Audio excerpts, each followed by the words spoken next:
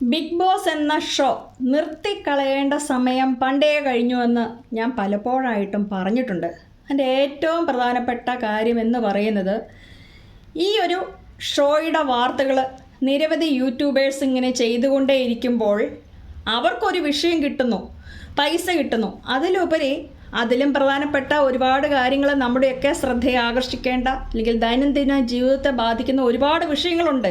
അതൊക്കെ ഈ ബിഗ് ബോസിൻ്റെ ഗെയിമിനകത്തങ്ങ് മുങ്ങിപ്പോകുന്നു എന്നുള്ളതാണ് സാധാരണക്കാരായ ആളുകൾ നേരിടുന്ന ഏറ്റവും വലിയ പ്രശ്നം.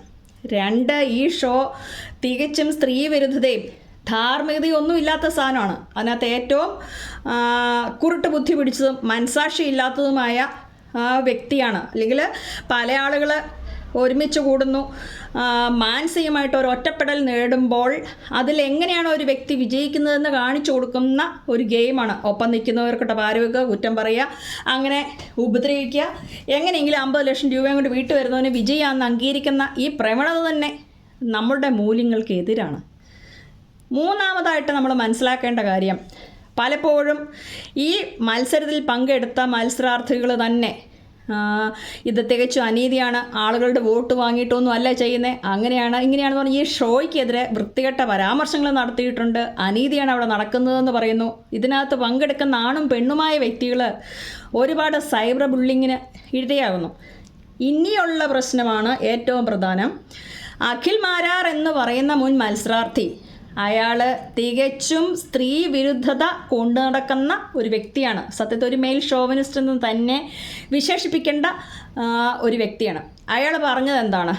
ബിഗ് ബോസ് ഷോയിൽ പങ്കെടുക്കുന്ന പല പെണ്ണുങ്ങളും ഇതിൽ പലരുടെ ഒപ്പം കിടന്ന് കൊടുത്തിട്ടാണ് അവസരങ്ങൾ നേടുന്നത്.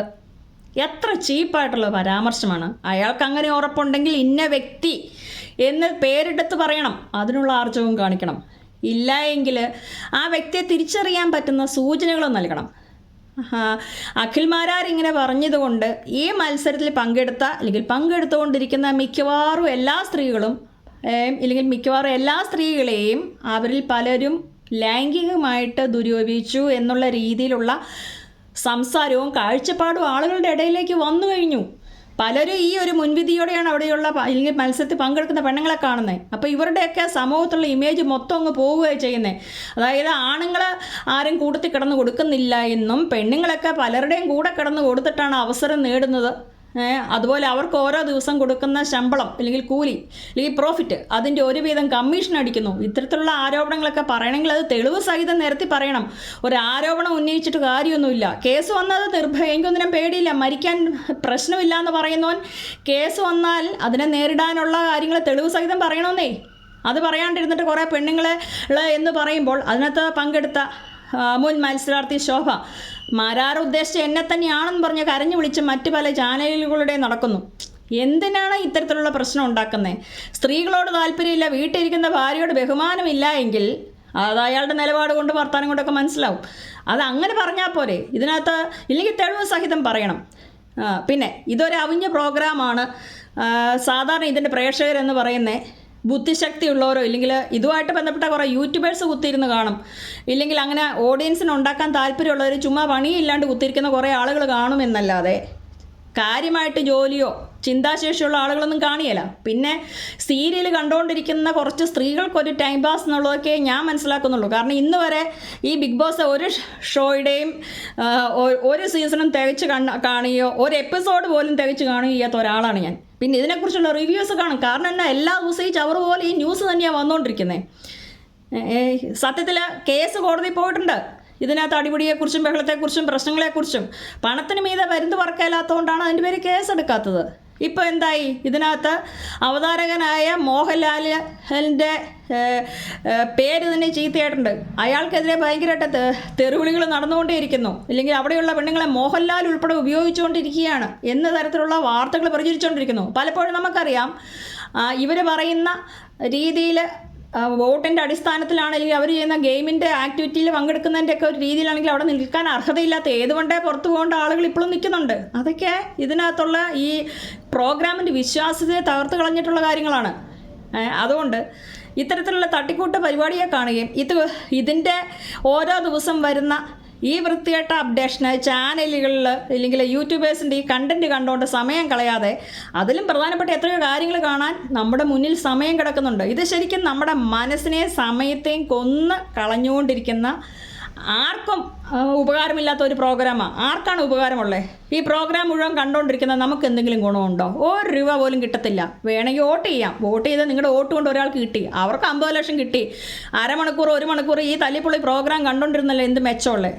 അതുപോലെ ഈ പ്രാവശ്യം അതിനകത്തുള്ള തെറിവിളികൾ, സ്ത്രീകളുടെ വസ്ത്രധാരണം, ഇതൊക്കെ വലിയ പ്രശ്നമാണെന്ന് പറയുന്നത്. സ്ത്രീകളുടെ വസ്ത്രധാരണത്തെക്കുറിച്ചൊക്കെ പറഞ്ഞാൽ സ്ത്രീകൾ മാത്രമല്ല, അതിനകത്ത് കുട്ടി നിൽക്കുവിട്ട് തടിയന്മാർ നടക്കുന്നുണ്ട്. അപ്പോൾ വസ്ത്രധാരണത്തെക്കുറിച്ച് പറയുമ്പോൾ സ്ത്രീകൾ ഭയങ്കര പ്രശ്നം ഉണ്ടാക്കുന്നുണ്ട്. അതായത് അവരുടെ പ്രശ്നം എന്നാ? രാത്രിക്ക് സുന്ദരികളായ പെണ്ണുങ്ങളെ കണ്ടുകൊണ്ട് അവരുടെ ശരീര വടിവുകൾ പ്രത്യക്ഷമാകുന്ന വസ്ത്രങ്ങൾ കണ്ട് കെട്ടിയന്മാർ വഴിപഴച്ചു പോകും ഇല്ലേ എന്നുള്ളതാണ് പ്രശ്നം. അതിനകത്ത് ഒരു ചെറുക്കനും പെണ്ണോടുള്ള പ്രണയ നാടകങ്ങൾ കണ്ട് അവർ മക്കൾ വഴിപഴിച്ചു പോകും. ഇതൊക്കെ സദാചാരത്തിൻ്റെ മറവിൽ ജീവിക്കുന്ന മലയാളികളുടെ കുഴപ്പമാണ്. ഇവരെല്ലാവരും കുത്തിയിരുന്ന് കാണുകയും ചെയ്യും. അപ്പോൾ ഞാൻ പറയുന്നത്, ഇനി ബിഗ് ബോസ് ആരെങ്കിലും ആഗ്രഹിക്കുകയാണെങ്കിൽ ആണുങ്ങൾ ദയവായിട്ട് ഇത് കുത്തിയിരുന്ന് കാണണം. അതുകൊണ്ട് ഒറ്റ ഗുണമുള്ളൂ, നിങ്ങൾ ആണുങ്ങൾ കുത്തിയിരുന്ന് കണ്ടുകൊണ്ടേ ഇരുന്നാൽ നിങ്ങളുടെ ഭാര്യമാർ അവരുടെ ശരീരം ശ്രദ്ധിക്കും. അവർക്ക് അവരുടെ ശരീരം എത്രമാത്രം മോശമായിട്ടാണ് അവർ സംരക്ഷിക്കുന്നത്. കുളിക്കത്തുമില്ല, മുടിയേരത്തില്ല, ഒരു നൈറ്റി ഇട്ട് കുറേ വയറും ചാടി ആ രീതിയിൽ നടക്കുന്ന സ്ത്രീകൾക്കൊക്കെ തങ്ങളുടെ ഭർത്താക്കന്മാർ സുന്ദരികളായ സ്ത്രീകളെ നോക്കിയിരിക്കുന്ന കാണുമ്പോഴുള്ള അസൂയ കൊണ്ട് അവർ വൃത്തിയായിട്ട് വസ്ത്രം ധരിക്കാനും ശരീരം അംഗവടികളൊക്കെ വൃത്തിയാക്കാനൊക്കെ ശ്രദ്ധിക്കും. അപ്പോൾ അത്ര ഒരു മെച്ചം ഇതുകൊണ്ട് കേരളത്തിന് ഉണ്ടാകാൻ പോകുന്നുള്ളൂ. പിന്നെ മത്സരത്തിൽ പങ്കെടുക്കുന്നവർക്ക് ഇച്ചിരി പൈസ കിട്ടും, അവരതുകൊണ്ട് ജീവിക്കും. ഒരു സീസൺ കഴിയുമ്പോൾ അടുത്ത സീസണിലോട്ട് കുറച്ച് ഇരകളെ കിട്ടും തെറി വിളിക്കാനും വലിയവരാന്ന് വാഴ്ത്താനും. ആഫ്റ്റർ ഓൾ നമുക്ക് എന്താണ് മെച്ചം? ഒന്നുമില്ല. നമ്മുടെ കുറേ സമയം കളയുന്നു. പിന്നെ വേണ്ടുന്നവരൊക്കെ ഈ ഒരു അർത്ഥത്തിൽ ആരെങ്കിലുമൊക്കെ പുരുഷന്മാർ താല്പര്യമുള്ളവരൊക്കെ ബിഗ് ബോസ് കയറി കണ്ടോണം. ഇനി രാത്രി സമയത്ത് ഭാര്യയുടെ ഒപ്പം സമയം ചെലവഴിക്കാനില്ലാത്ത അല്ലെങ്കിൽ ഭാര്യമാരില്ലാത്ത ചെറുപ്പക്കാർ, പെണ്ണുങ്ങളൊക്കെ നിങ്ങൾ കാണണം, ആസ്വദിക്കണം. കാരണം അതിനകത്ത് ഇതിന് മുന്നൊക്കെ ആണെങ്കിൽ വൻപിച്ച രീതിയിലുള്ള പ്രണയ സല്ലാപങ്ങളും കെട്ടിപ്പിടുത്തവും ഉമ്മയും ചുമ്പനൊക്കെ ഉണ്ട്. അത് കാണുമ്പോൾ രാത്രിക്ക് ഒരു പടമൊക്കെ കാണുന്നതിനേക്കാൾ ബെറ്ററായിട്ടൊരു ലൈവ് എക്സ്പീരിയൻസ് കിട്ടും, ഒരു സന്തോഷമൊക്കെ ചെറുതായിട്ട് കിട്ടും. ശാന്തമായിട്ട് വേണമെങ്കിൽ പോയി കിടന്നുറങ്ങാം. ആ അർത്ഥത്തിലൊക്കെ വേണം ബിഗ് ബോസ് എന്നുള്ള ഗെയിം ഷോയെ നമ്മൾ കാണാൻ. അപ്പോൾ ഈ ഊമ്പിയ പരിപാടി ഒന്ന് നിന്ന് കിട്ടിയെങ്കിൽ കേരളത്തിൽ നല്ല നല്ല ന്യൂസുകൾ വരുമോ, നമുക്ക് റെലവൻ്റ് ആയിട്ടുള്ള കാര്യങ്ങളെക്കുറിച്ചുള്ള അപ്ഡേഷൻ കിട്ടുകയോ ചെയ്തേനും. സത്യത്തിൽ ഇതിൽ ഒരു പരിധിവരെ തല്ല് വെച്ച് കൊടുക്കേണ്ടത് ഇത് കൂട്ട് അവിഞ്ഞ പ്രോഗ്രാമിനെ കുറിച്ച് ഡെയിലി വീഡിയോ ഇട്ടുകൊണ്ട് ഇന്ന പൈസ ഉണ്ടാക്കുന്ന യൂട്യൂബേഴ്സിനെയാണ്. ഞാനും വീഡിയോ ഇട്ടിട്ടുണ്ട്. ഞാൻ പക്ഷേ ഇതിനൊന്നും അനുകൂലിച്ചിട്ടൊന്നുമല്ല. പക്ഷേ ഇങ്ങനെ അവിഞ്ഞ ഒരു പ്രോഗ്രാമത്തെ സപ്പോർട്ട് ചെയ്തുകൊണ്ടിരിക്കുന്ന യൂട്യൂബേഴ്സ് വർഗത്തെ എന്നെ ഉൾപ്പെടെ പിടിച്ച് തല്ലേണ്ട സമയം ഒരു പരിധിവരെ കഴിഞ്ഞിട്ടുണ്ട്. വേറെ എത്രയോ വിഷയങ്ങളുണ്ട്. അപ്പോൾ അതുകൊണ്ട് ആരും ദൈവത്തോർത്ത് ഈ അവിഞ്ഞ പ്രോഗ്രാം കാണാതെ വേറെ എന്തെങ്കിലുമൊക്കെ ചെയ്യുക. അപ്പോൾ ബിഗ് ബോസ് എന്ന സബ്ജക്റ്റിനെ കുറിച്ചുള്ള എൻ്റെ അഭിപ്രായം ഇതാണ്, ഇത് മാത്രമാണ്.